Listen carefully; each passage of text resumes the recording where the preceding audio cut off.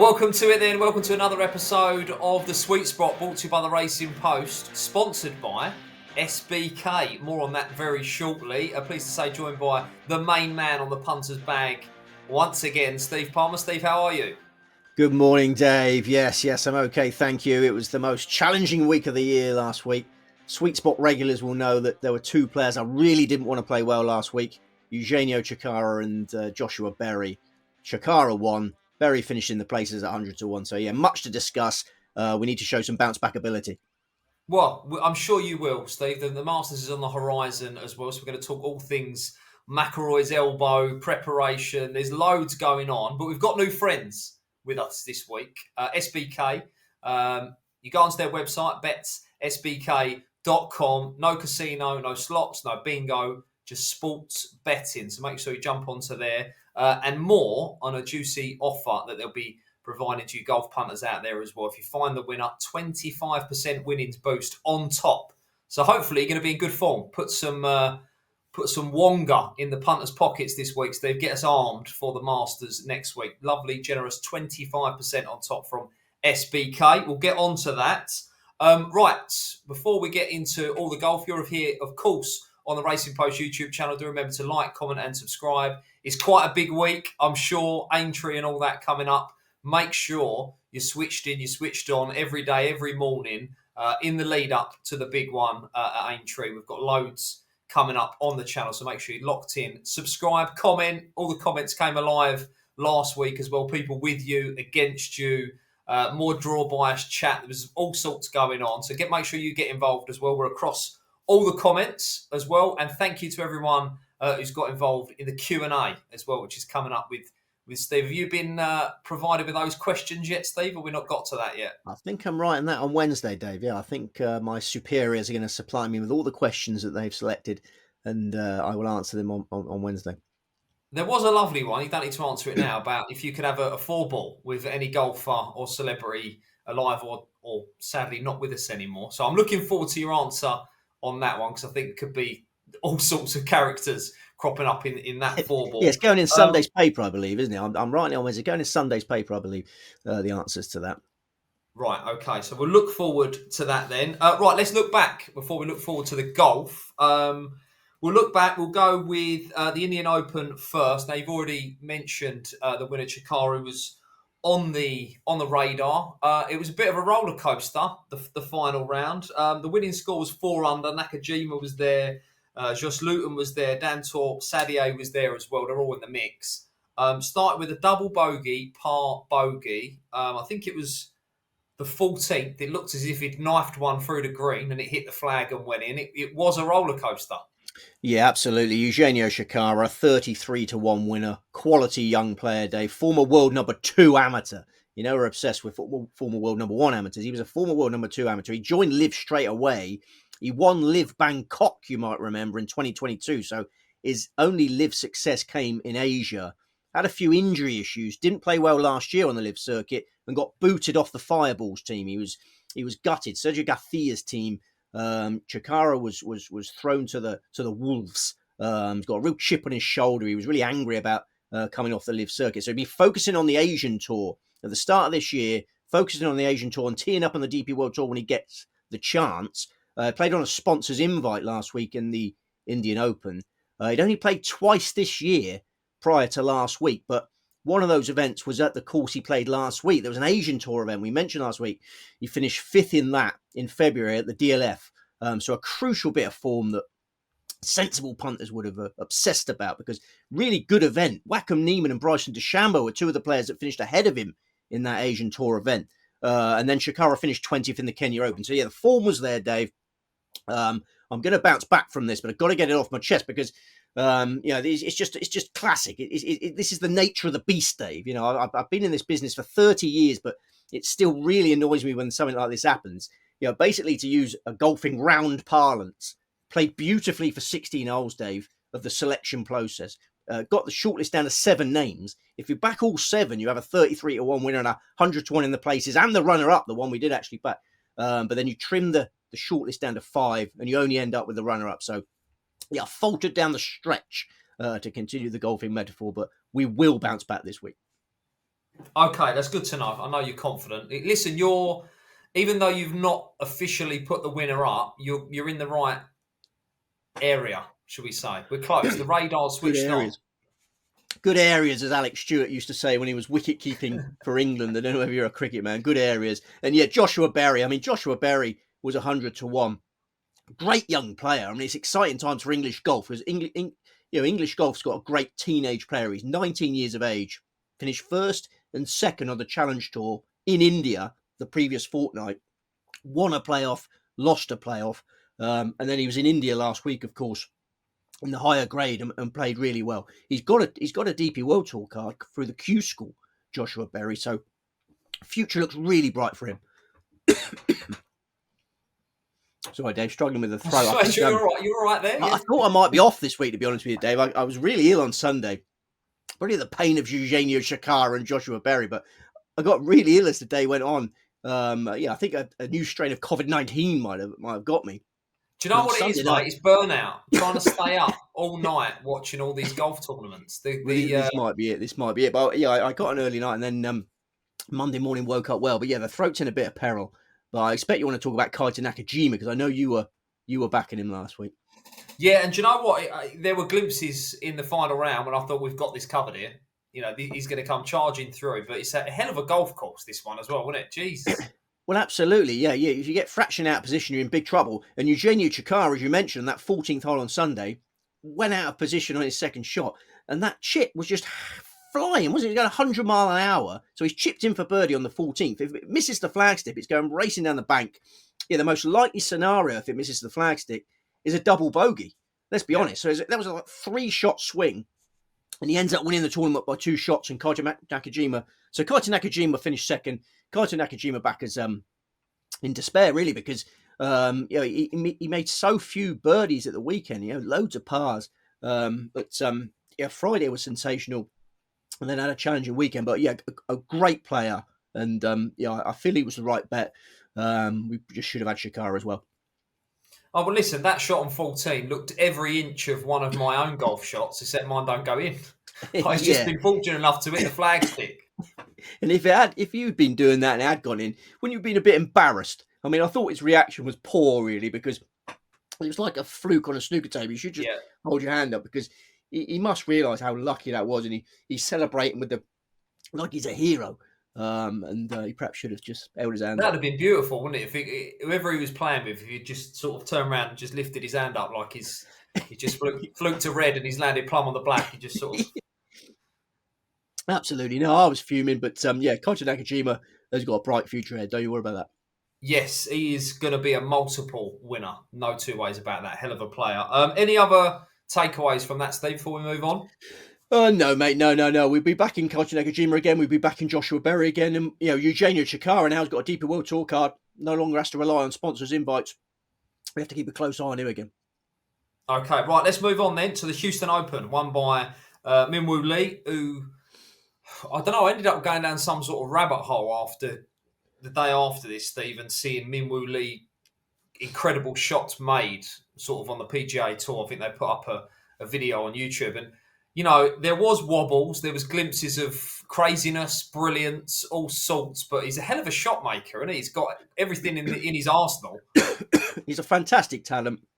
Always been one of my favourite players, actually. In Memorial Park, just a dreamy setup for him. There's no rough, is there? I mean, he hardly hit a fairway, but he hits it so far. Like, his ball speed is incredible. Like, he dwarfs Rory McIlroy on ball speed. Yeah, we always think about Rory McIlroy as the benchmark. Min-Woo Lee swings the club faster, generates more ball speed than Rory McIlroy, and his driving is spectacular. His iron play's tightened up a bit lately.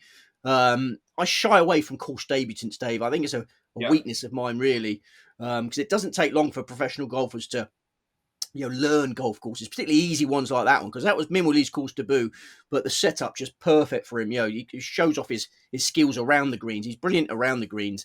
He's putting well again. There was a spell where he went very, very cold with the putter, but he's putting well again.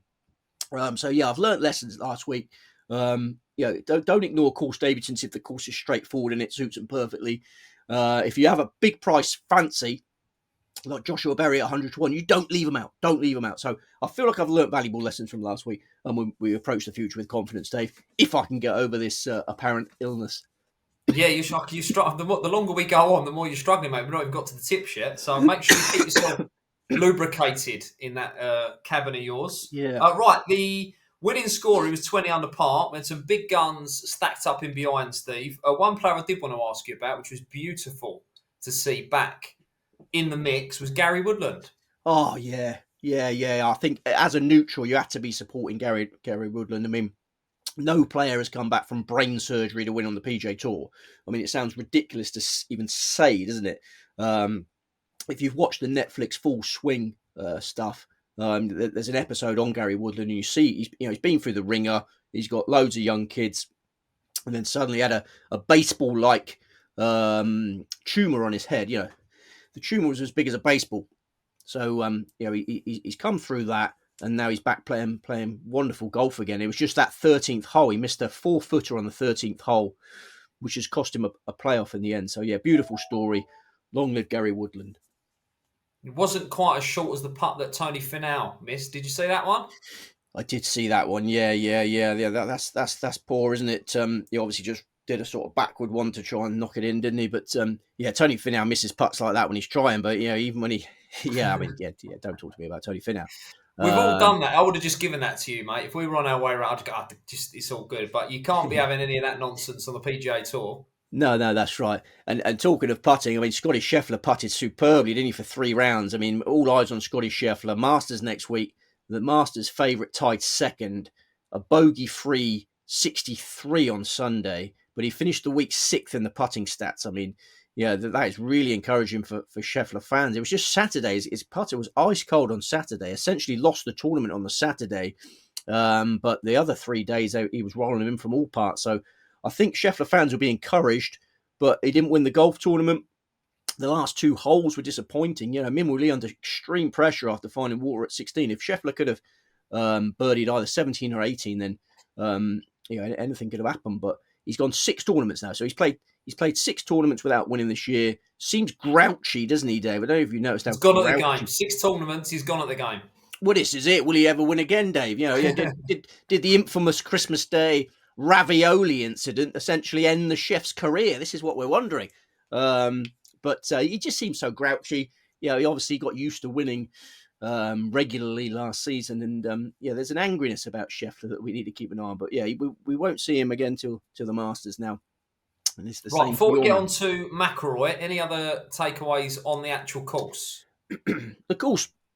Well, as I say, it's a sort of rough free horse, isn't it? It didn't really matter. There was hardly any sort of trouble spots. Min Woo Lee seemed to find 2 of them on.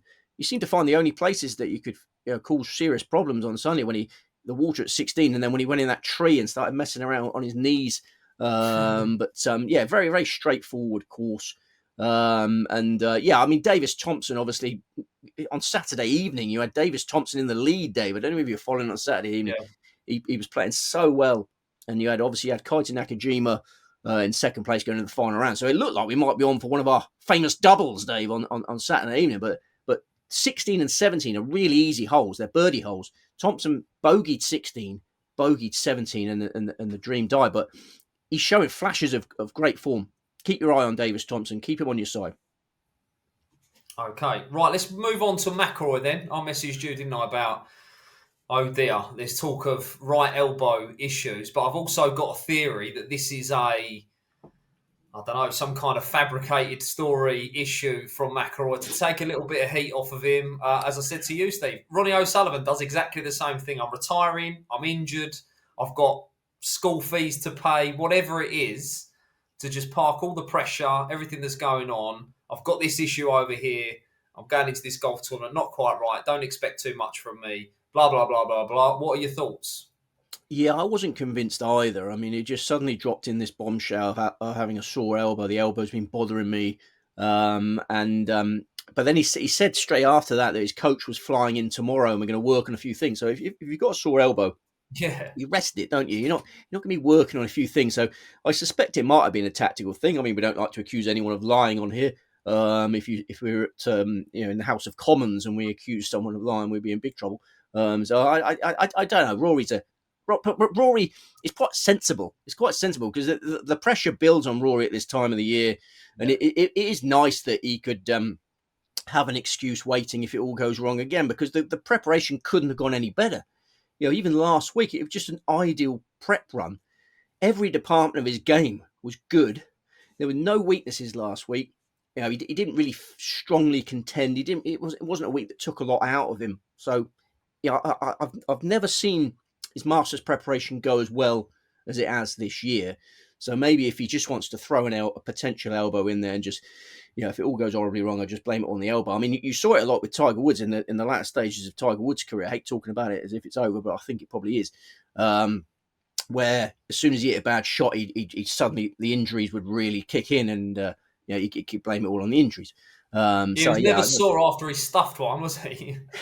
No, exactly. That's how these things work. So, if Rory McIlroy starts, throwing it in the water at Augusta, then he can, start putting the cast on his elbow and blame it all on that. Great tactic. Yeah, I like it. He's still going to win the lot. That's all you need to know, Steve. All right. So make sure you tune in next week. Of course, Steve will be tackling the Masters, and of course, it'll be all over the Racing Post. SBK have got the market up as well. So if you've got a view, you can jump on there and get stuck in already. Right. Should we move on and start to look forward then? 2 golf tournaments this week. We're going to start with the Texas Open. Steve, I know you like to go chronological order here. Where are we? We're at the Oaks Course, TPC San Antonio, Texas, 7,438 yards, par 72, 4 par 5s. A Greg Norman design, has hosted since 2010. Course changes prior to the 2018 edition. We also had a Corn Ferry Tour event here in 2020, the TPC San Antonio Championship. Tree-line fairways, accurate driving required, large undulating greens, warm, clear and calm for 3 days. Then we got a cooler and windier Sunday. A field of 150 going to post as things stand. Give us a key attribute for who's going to win this tournament. Yeah, it's very easy to find trouble off the tee. So accurate driving, and the putting stats of the winners have been eye-catching. I'll come to that later. There's one particular player that I'm backing that's really, really rolling his rock well, and the putting stats. You need to putt well. It appears to win at the Oaks Course. Got to roll the old rock well. Right. Market then. Make sure you jump onto betsbk.com to get involved, and they are boosting 25% win boost if you manage to find the winner this week. Let's have a look at the show. Ludwig Aubert 12-1, Corey Connors 16, Tommy Fleetwood 16, Patrick Cantlay 20-1. Wide open market this one, Steve. How many selections have we got? Yeah, it's a tough tournament day. We've got 10 selections. I'm not making the same mistake as I made last week. We're going to have 10 investments. 10. April Fool! It's April the 1st today, Dave, and I'm April Fooling you. We have got 4 selections. Good. We even had a little chat before the show, so this was a well planned out April Fools as well. You feel so foolish now, didn't you? You said, I've got some big prices for you this week, blah, blah, yes. blah, blah, blah. Yes, I did too. Okay, right. Okay. What's it? Right, start off then. Who is the main selection then for the Texas Open this week? Akshay Bhatia, the defending champion. He was incredible last year, 20 under par. Him and Denny McCarthy finished 9 shots ahead of the player in 3rd place. Bhatia, you might remember, dislocated his left shoulder celebrating a putt on the 72nd hole, the birdie that got him into the playoff. So he strapped up his shoulder going into the playoff, manages to win the playoff. His 2nd PGA Tour title, that was. He won on the Corn Ferry Tour in 2022, so just rapidly swaggering through the rankings at a young age. He's a 23-year-old now, finished 3rd in the Players' Championship last time out. What a superb effort that is. His approach play and his putting have been fantastic this season. I mentioned the large greens we got this week. 7 of the last 10 Texas Open winners have ranked inside the top 5 of the putting stats. So, I think you have to putt well to win here.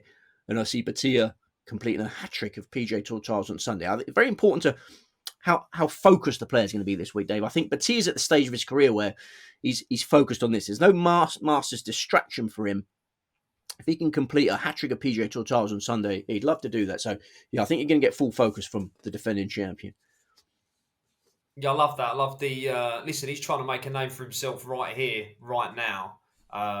Big fan. He's around about a 25-1 chance. Do remember that SBK will be boosting 25%. Open an account. Once you get the player into your bet slip, you'll see the option to get the 25% winning boost. So that's what they're doing this week and going forward. So make sure you get involved there. Nice, juicy 25% on top. So the defending champion, Steve, is going for. Who else, Steve? Next best is Corey Connors. Can't do my usual growl because I think that will set the throat off. But Corey Connors, two-time course winner, Texas Open champion in 2019 and 2023. So both of his wins have come after the course changes. There was no Texas Open in 2020 because of COVID-19. So Connors has won 2 of the last 5 Texas Opens. The 72-hole course record holders are Akshay Bhatia, Denny McCarthy, and Corey Connors. Connors carded 20 under par when winning in 2019. His full Oaks course form figures, 26, 1, 14, 35, 1, 25. He topped the greens and regulation statistics for both of his wins here. There's nobody better at handling this track from tee to green. The icing on the cake is his putting form this season, Dave. Connors is gaining strokes in every department this season. Rock solid campaign, but the one department which will thrill him above all others is the fact he's 60th in the putting stats. That is brilliant for Corey Connors. His career is based on relentless accuracy, churning out greens and regulation. Putting is usually a big weakness, but he's putting better than average, better than the average PGA Tour player this year. You know, I think he's better equipped than ever to compete at the Oaks course. So I think an Oaks course hat-trick entirely feasible. His March form figures were 3, 6, 8. Arnold Palmer, Sawgrass, Valspar. Now he goes to his favourite track. I think, like with Bhatia, the Masters can wait. These two are both in the Masters, but again, Connors looking for a 3rd PGA Tour title, a Texas Open hat-trick, head down. Okay, we like that. Round about a 16-1 chance time of recording. Obviously, these prices can fluctuate. Right, 2 more in the team. Not 8, 2 more in the team. Who else have you got for us? Maverick McNeely. That's right. Iceman. I am dangerous. And I finally won a PGA Tour event in November last year. You must remember that one. Beautiful scenes as the McNeely family finally saw the reward. The patience was rewarded. The RSM Classic. This is a former world #1 amateur realising his potential at the age of 29. Nearly delivered a quick follow-up in February in the Genesis Invitational, you might remember, Dave. Ludwig Aubert came roaring past him at the death. McNeely was runner-up in that signature event. Probably a bit shell-shocked afterwards. You know, defeat was snatched from the jaws of victory. Miscuts at Bay Hill and Sawgrass. He's never played well at Bay Hill. Anything can happen at Sawgrass. I disregard those results. Last week was encouraging. 32nd place in Houston. Closing rounds, 67, 68, 67. He's made the cut in both his previous Texas Opens when he was well down the world rankings. Now he's teeing up as world number 16. So, surprisingly big prize. Okay, lovely stuff. Yeah, around about, I think, 45-1 time of recording. So, good stuff. Maverick McNeely there. Are you back with us, Steve? You all right? Are you keeping? Yeah, I'm back okay? with us. I'm back with us. Yeah, I'm back with us. So those 25% boost should elevate the prices to something even more special, shouldn't they? The SBK. They should. Right, we have got one more player to come from Steve then for the Texas Open. Give it to me. Samuel Stevens, 50-1 available. Generally, the only PGA Tour maiden in my staking plan, the only one in my staking plan who's not yet qualified for the Masters. So Texas Open motivation, certainly not an issue for Stevens. Maybe he can grab a last gasp Augusta place by winning this. Finish runner-up on his Texas Open debut in 2023. He was ranked 278th in the world at that stage. Lost by a shot to Corey Connors. Returned last year, finished 14th. So loves this course. Born in Texas, Dave. Rock solid record in his home state. He's only ever missed one cut in a PGA Tour event in Texas. And last week's share of 18th place in Houston. Ideal warm-up spin for me. He was slow out the blocks. Closed with rounds of 65, 69, 65. He was runner-up in the Farmers Insurance Open, you might remember, in January. So yeah, lively runner. I like that. I like the motivation angle is a good one. You're never going to have this kind of stat or figure or even a feeling for it, I suppose, off the top of your head, Steve. But tournaments before a major, players needing to win to get in, that's got to be an interesting line in, surely. Yeah. I mean, most of this field need to win to get in. I think there's about 25, 26 players that are playing in this that are going on to the Masters.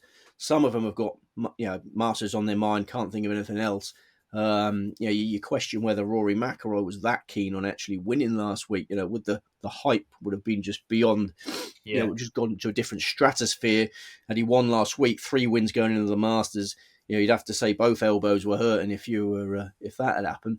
There's certain players this week that I think are in the Masters but focused on the Texas Open, and others perhaps can't get the Masters out of their mind. Perhaps fiddling with some equipment, hitting certain shots. I mean, I don't know if you noticed last week, Scotty Scheffler was laying up a lot off the tee, really. He wasn't being very aggressive off the tee. He was hitting shots that it looked to me a little bit like Masters preparation. He wasn't wasn't being really aggressive on a course with no rough, and it was there just to pump drivers off every hole. So I wonder whether Scheffler and McIlroy had an eye on the Masters, and I think maybe Ludwig Aubert and that could be the case with him this week. Well, we're going to get onto him because we'll have a look at the top of the market, and he is the market leader, and he's not in your team. So that obviously is in your thoughts that he's probably got an eye to next week. He's very tempting, Dave. He's very tempting. I mean, he went to college in Texas. He loves his trips to Texas, and he's got course experience. He's played this a couple of times. It's just the putting, Dave. We mentioned the putting stats of the winners here, and Ludwig Aubert's big weakness is putting, and Corey Connors has putted much better than Ludwig Aubert this year. I just wonder whether Ludwig Aubert. I think he'll be there or thereabouts, but just the fact that putting is such a big weakness of his, and these are large undulating greens. There was enough for me to just about leave him out. Yeah, a man that can roll the rock is Tommy Fleetwood. Yeah, I don't know. I mean, PGA Tour made, and I think he's been being priced up really short every time he tees up at the moment. I was very easy to ignore the prices on offer. Okay, right. 2 more players I want to ask you about then. Patrick Cantlay. What has happened to him, Steve, and where is he at the moment? He's playing consistent golf, but he's not winning tournaments. Hasn't played here before. Surprising entry. Perhaps keen to break that the victory drought before the majors season. He's not for me at the prices either. Corey Connors. Is the pick of the market leaders. Bookmakers obviously respecting him because of his course record, but it's very difficult to see him out the frame, isn't it? And as I say, I think he's perhaps the most focused on the Texas Open. Right, one more then before we move on. Matsuyama, yeah. Obviously a former Masters champion going there to, they say, win a second green jacket. I don't think you actually do win a second green jacket, do you? Just get given back your first one. But I don't know. Masters is always a massive event for Matsuyama. The Japanese media will be all over him. The Japanese media will be all over him this week. I think it's a gentle loosener. His driving has not been up to the standard I'd like to see this year. And on this course, you can get in trouble with a loose driver. So, he's not for me, Dave. Okay, let's move on to the livers then. We're off to Miami, the Trump National, apparently. Tell us about this track, Steve.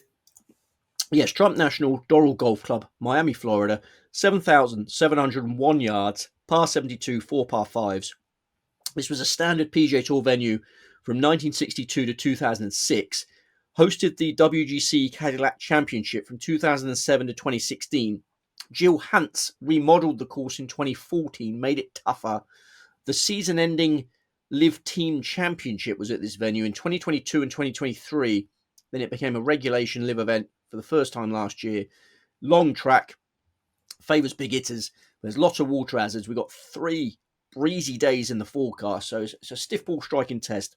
Field of 54 going to post, 3 rounds, no cut. Coverage starts at 5:15 p.m. UK time on Friday. ITVX, Live Golf Plus. Okay, right. Be mindful of that. Right, field of big hitters. There's certainly plenty of them in there. John Rahm heads the market 7-1 generally at the time of recording. Neiman 15-2, Till Hatton 11, Bryson DeChambeau 12. A reminder that SBK will be boosting 25% on top of your winnings if you are able to find the winner here. Jump onto their website, betsbk.com. How many in the team for the Miami, Steve? 54, Dave. Don't think that one's going to fool you. No. Two. Just the two. Okay, I like it. 4 and a 2, 8 each way doubles, if that's how you want to play. Who is the main pick then? Dean Burmester, 20-1, the defending champion. I think both defending champions will win this week, Dave. Akshay Bhatia in Texas, Dean Burmester in Florida. Burmester has lived in Florida for a couple of years now. He teed up in LIV Miami last year, feeling extremely comfortable in his adopted home state. Long driving, as we mentioned, a huge asset at Trump International. This is a long track. You make your score on the 4 par 5s. Burmester made his course debut in the 2023 LIV Team Championship. Played well in that. He was one of Stinger Golf Club's best players. Then in the inaugural LIV Miami last year, he was magnificent. 68, 69, 68. Beat Sergio Garcia in a playoff. Maiden LIV title for Burmester. But remember, he only joined in February 2023. He was one of the late arrivals. 4-time winner on the DP World Tour. 35 years of age. Peak of his powers. Never been more confident. And already been really impressive this season. He was 4th in LIV Riyadh. 2nd in LIV Hong Kong. No Masters distractions, Dave. He's not in the Masters. I think he's being underrated. He's a long way down the betting. There's a lot of players above him in the betting, and I give him as good a chance as any. How far is he actually off the tee compared to the other players in the field? He's got to be right up there, isn't he? I mean, he's obsessed with rhinoceroses. I mean, he is like a rhinoceros. He's shaped like he's a big, muscular, beefy boy. And he gives it an enormous whack with quite a short backswing. So Dean Burmester's got all the length you could possibly need. I don't think an actual rhinoceros would be very good at swinging a golf club. They're not that mobile, but you know what I'm getting at. He's a very muscular man. Okay, right. He is the main pick then. Who else have we got? The next best is Dustin Johnson, who some people have been very quick to dismiss. Yeah, some people seem to think he's virtually retired. Yeah, the vultures have been circling around Dustin Johnson. The vultures have been fueled by jealousy, I feel. Yeah, you got these sad, boring people criticising a bloke who doesn't care what anyone thinks. Yeah, the vultures don't bother Dustin Johnson. He knows how to let his hair down. He knows how to enjoy himself. He's been living his best life, as they say, for a long time. But he's not given up on his golf career. You know, he's 40 years of age. He's not retired. He's not given up on his golf career. I fancy him to make a pre-Masters statement this week. He is in the Masters next week. Obviously, a former champion can play as long as he likes. I actually found out, Dave, since we last talked about Dustin Johnson on Sweet Spot, because we've been talking about him a lot lately, that he was carrying an injury for the first 2 rounds of LIV Hong Kong. He said his practice form going into LIV Hong Kong was excellent. He was really happy with where his swing was. He thought he was going to make an impact. Then he woke up on the Friday morning with a sore shoulder, Dave. He couldn't get through the ball properly. He said he felt he slept funny. And he still felt sore on the Saturday. So he was injured. He was running lame on the Friday and the Saturday. And obviously got tailed off. Then he said it loosened up on the Sunday and he closed with a 64. Then in LIV Singapore, he opened up rounds of 63 and 68. Eventually finished 5th. And it's worth noting, Dave, how much time he spent on the driving range at that event. I'm told he was one of the last players off the range every night. So this idea that he's that not doesn't bothered sound anymore. like him, does it at all? Yeah. No. This idea he's not bothered anymore. It's a false narrative. It's a false narrative because he's upped his practice by all accounts. He knows that these major exemptions are going to be expiring soon, apart from the Masters one. And LIV Miami, what a golden opportunity for a former world number 1 to remind everyone how good he is. It's a home game for DJ. Lives in Florida. He loves Trump National. Finished 4th in the WGC Cadillac Championship there in 2014. That was the first event after the Jill Hans Readers, I remember. Then he won that event in 2015. So he's won a WGC at this venue in 2015. Then he was 14th on his title defense in 2016. Then his next appearance there, the next tournament there, the 2022 LIV Team Championship. And that was a thrilling event. I don't know if you remember that one. But at that time, people were like, oh, LIV's a load of rubbish, blah, blah, blah. That was the LIV Team Championship, the first one, was brilliant because it came down to a shootout between Dustin Johnson and Cameron Smith. So you had the Four Aces captain up against the Rippers captain for the lot. It was great to have those two in a duel. And Dustin Johnson was victorious in that duel. So he's got so many happy memories of this venue, a wealth of course experience to draw upon. And I'm not surprised that the early 40-1 has gone. I perhaps shouldn't have mentioned this when we were talking about it last time. I was very eager to see what prices they go up with for LIV Miami. And the 40-1 is quite difficult to access now. I think there's a little bits and bobs around, but maybe have your 25% booster on that and see what price you can get on Dustin Johnson. But well, listen, I mean, it's only a couple of weeks ago we were looking at him as a 100-1 shot for one of these events. Yeah, this is it. That was it. Yeah, I mean, he didn't reveal about the sleeping funny. So yeah, excuses for those first 2 rounds in Hong Kong, and then since he's been fit, he's been flying. So I just think people are so keen to write him off because turns out he just slept funny. Exactly, mate. Exactly. I might have slept funny. We've all been there. It just shows you that these superhuman athletes are in fact actually human after all. Well, anything can happen when you're sleeping, isn't it? You're not in control of your movements, Dave. You just you can end up dangling here, there, and everywhere, can't you? Particularly DJ. I mean, he's got all sorts dangling. Okay, right. In terms of market leaders that you've swerved here, I've got to ask you about another beefy boy, Bryson. Was he on the radar?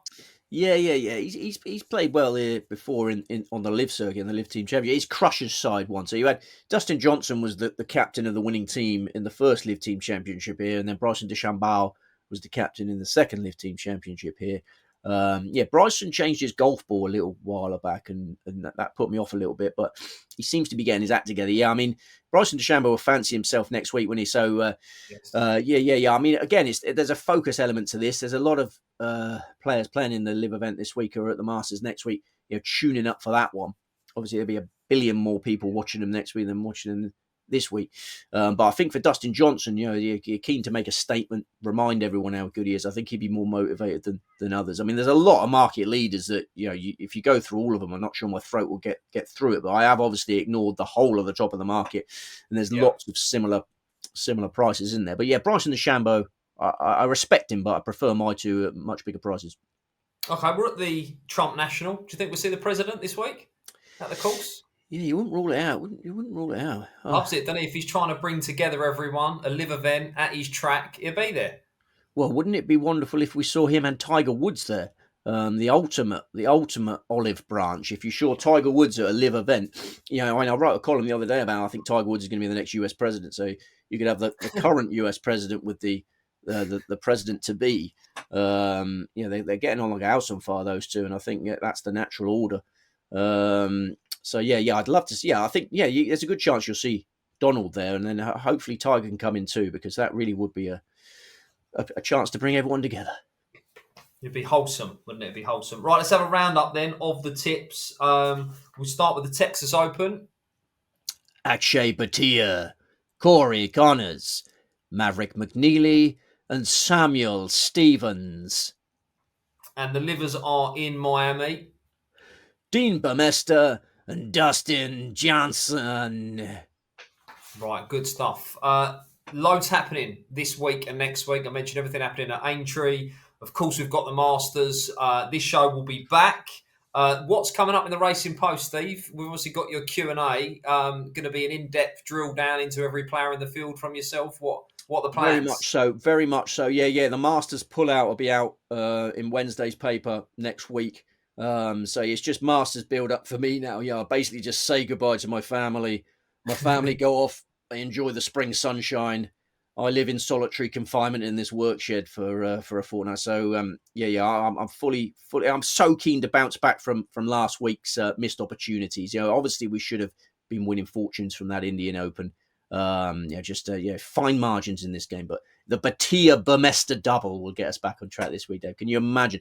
I like it. The defending champions back to defend their crown. Champions. Yeah, I like it. B&B, pay for a few breakfasts. Then it's all systems go for Augusta. Right, looking forward to that. Of course, we thank SBK, our new sponsors here on the Sweet Spot. Make sure you jump onto their website, betsbk.com, open an account, have your golf wager, and they're giving you a 25% boost on your winnings should your player do the business. Hopefully, Steve can line your pockets ahead of Augusta next week. Do remember to enjoy the golf, gamble responsibly, and we'll see you next time.